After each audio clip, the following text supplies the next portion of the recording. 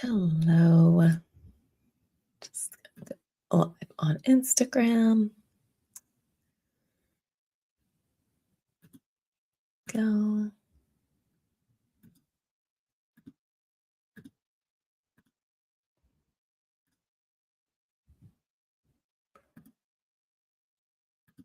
There we are. Okay, so today I want to tell you a story about a text message. One text. I didn't pitch anything. I didn't ask for anything. I didn't attach my headshot or a link to my reel. It was just a check in with an old friend that I had lost touch with. That text turned into a new manager. And 2 weeks later, I had a new agent. It was just like a kind of a snowball effect to a whole new team. And I want to be clear about something before I tell you the whole story. I was not even looking for a manager. I already had one. I was kind of vaguely thinking about finding a new agent someday, but it wasn't even like on my list of things to do for this quarter, right? That's not what the text was about at all. The text was just, it's been a long while. It's been a long time since we connected. Like, how are you doing? What's new? What's going on with you? I want to catch up. I'm thinking about you. And right now with this new team, I'm seeing more opportunities than I have in years. Clip that. I am telling you this story today for a very specific reason, because I think most actors have a completely wrong picture of how careers actually move. We tend to think it's linear. We do this thing, we get a result, right? Whether it's like we submit for the role or our agent submits for the role, we book the role, or we reach out to the agent, we sign with the agent, or we do this short film, we get more visibility and get an agent, right? And when like those dots don't connect, when we don't get the result that we want, we think that we failed. But that's not how some of my biggest career shifts have happened at all. And it's not how it happens for most of the actors that I work with either. For most of my clients, the real pattern is kind of strange and it's actually much better. And once you see it, it changes what you spend your time doing. This is episode 25 of Powerhouse Conversations. How one text message got me a new manager when I wasn't even looking for one. So let's get into it. So let me just back up and set this up properly. Last round of the Fearless 21, which is my 21-day outreach challenge, I did the process right alongside the actors that I was leading, right? I had my own list. I did my own reach outs. I did my own 21 days. They were a whole thing. Because I don't teach anything that I'm not willing to do myself. And I really believe in this process. And I'm so glad that I did because it was amazing. And so one of my reach outs was tiny. It was like genuinely tiny. There's this manager who I made YouTube videos with about 10 years ago. They're still on the YouTube channel. They've gotten so many views. So many people have found them so helpful. But it was about how you like connect with a manager, how you get the attention of a manager, that kind of thing. And we just had lost touch. I think we had connected sooner than 10 years ago, but not since before COVID. I think we just had lunch to catch up like before COVID, then the world shut down, then like he moved, like whatever. I just hadn't connected with him since then. And, this is just the way things go with people. People are busy. There's not like a falling out or any drama. There's just life, right? And you can probably think of a million people that this happened with, that you think of them as friends, but you haven't actually connected with them in a long time. So one of the items on my outreach list was just a check-in text to him. I wasn't asking for anything. I wasn't like pitching him on anything. I just wanted to know, how are you doing? It's been a while. And he was so happy to hear from me, right? Like you probably would be if some random friend reached out to you and just because I'm thinking about you and I want to check in, right? And we scheduled lunch. So I get to his office for our lunch and he's waiting in the lobby with two other managers from his company who I had never met. And he introduces me, and instead of heading out to lunch, we all end up in this conference room in their office just talking. And I'm telling you, it was so nice. Like 90 minutes just flew by. I'm reconnecting with my friend. I'm feeling like I'm making two new ones. We're just like chatting.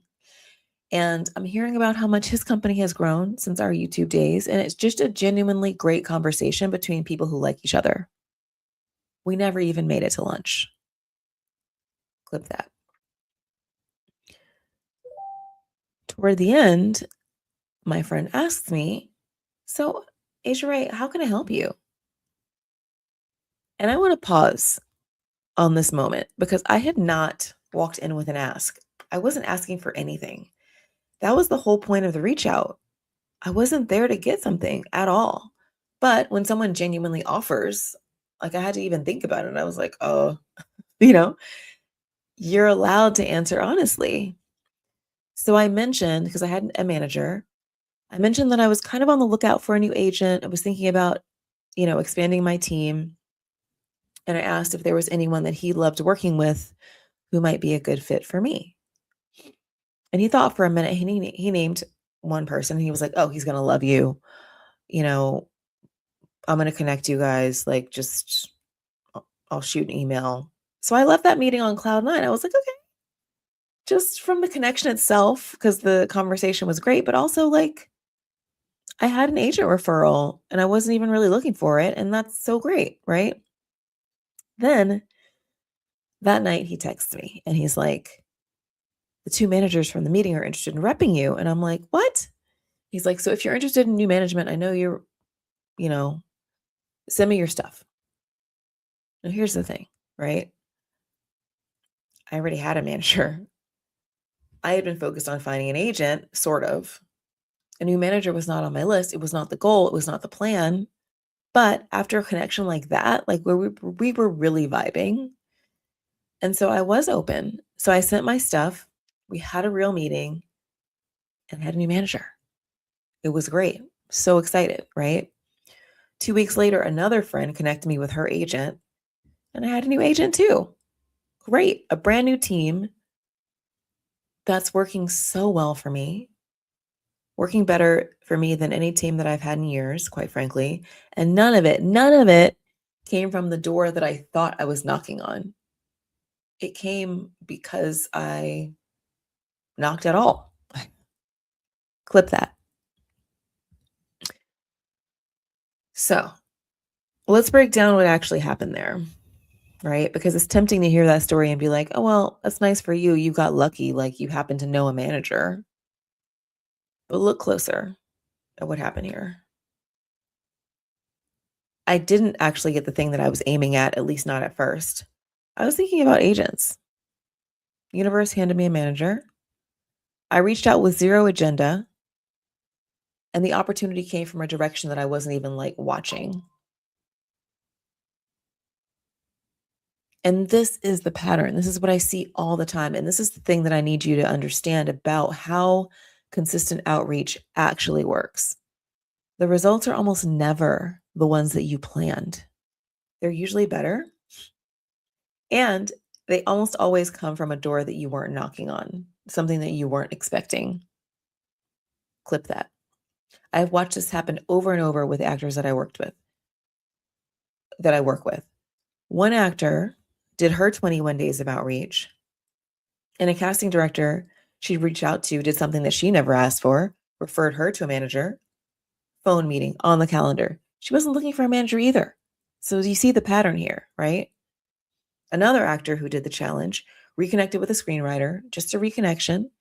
That screenwriter is now attaching a producer to a film that he wants her to star in. Star in. She did not pitch herself for anything. She just reconnected. You knock on the doors you can see, and then the doors that you can't see start opening around you. Clip that. So, why does it work this way? I thought a lot about this. Here's my best explanation. When you reach out with an ask, the person on the other end can only respond to the ask, right? You've narrowed that entire interaction down to I have this one question. I want you to help me in this one specific way. And then there's a yes or no answer. Will you rep me? Will you give me this audition? Right? And most of the time, for reasons that have nothing to do with you, the answer is no, or you just don't hear back at all. But when you reach out as a human being with no ask, the interaction stays wide open. The other person gets to bring whatever they have to the table, you know, their colleagues, their new company, their project that needs someone exactly like you, their friend who's looking for someone. So you've created space for possibilities that you literally could not have known to ask for. That's why the reach out with no agenda is not a soft passive move. It's actually the most expansive move you can make. The specific ask closes the doors down to just one little thing, and the connection, the authentic connection, the authentic curious connection opens doors that you didn't know existed. Clip that. Now, here's where I need to be honest with you because I can already hear the responses to this story. Okay, Asia Ray, I'm going to send a text to an old friend this week, right? And then you do it, and it might turn into a lovely coffee or something, but nothing else. And then you'll conclude that this doesn't work. Here's the thing. My manager story was one reach out of 21 days with them.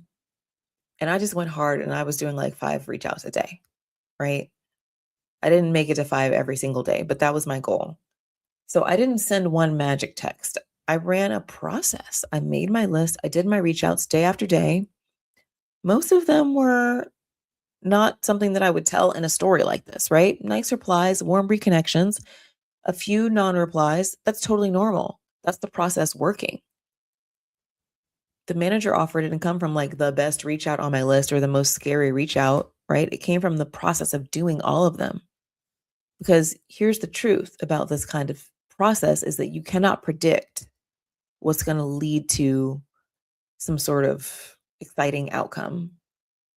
The reach out you think is most promising might not go anywhere.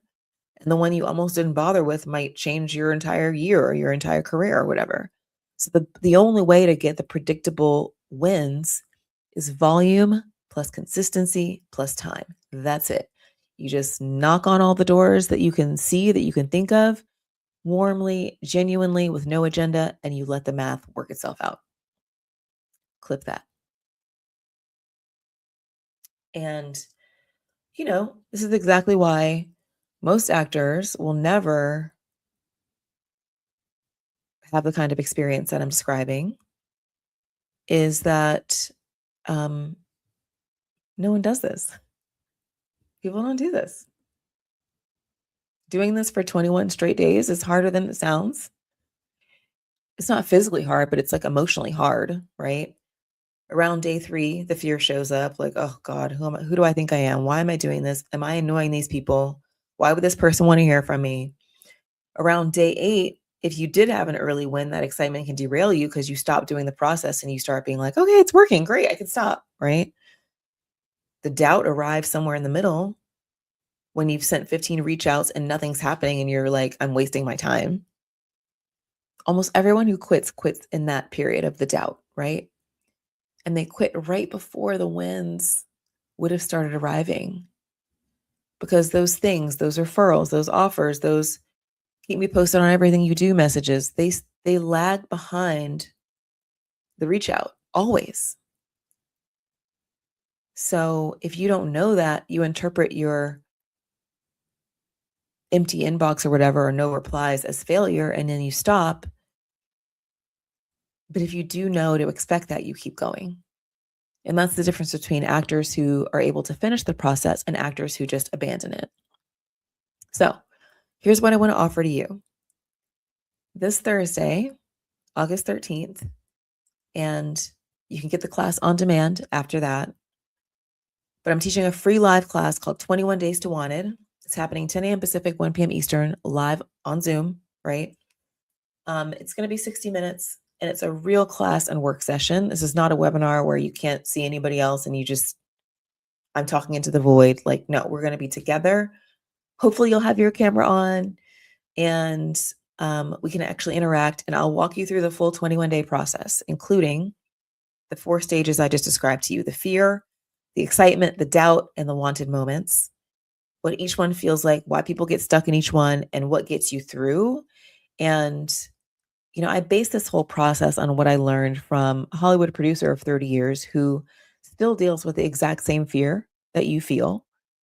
And we'll also have 4 actors who completed this 21-day process there sharing their stories with you. And they'll tell you the truth. They'll tell you about their wins, but they'll also tell you about the hard parts. And, and it's completely free. If you can't make it live during that time, register anyway. I will send you the recording, but come live if you can, because then you'll make sure you actually do the class and we can actually talk and all that good stuff. So that link is, if you're watching this on Instagram, it's in the link in my bio. If you're watching this on YouTube, it's in the description. Facebook is in the description. So save your seat, register now. And I'll see you there. Clip that. All right. So let's open it up to questions. If you have questions about my story, if you have questions about the outreach, if you have questions about the process or the class, whatever, all of it's welcome. Let me know what's on your mind. I'm just going to check in. Love it. Okay. So here's what I want to leave you with. The difference between chasing and being wanted is huge. And it feels totally different. Chasing is asking the industry to pick you. Being wanted is reaching out like a human being consistently so the industry starts coming to you in ways that you can't predict and in ways that you don't control. You can't decide which door answers, right? You can absolutely decide how many doors you knock on and how you show up when the door opens. One text got me a manager that I wasn't looking for. Not because the text was special, but because I was running a process that had me sending these things at all, right? So come to the class on Thursday and I'll teach you the whole thing. The link is right there in the description. And your next round of wanted moments starts right now. Clip that.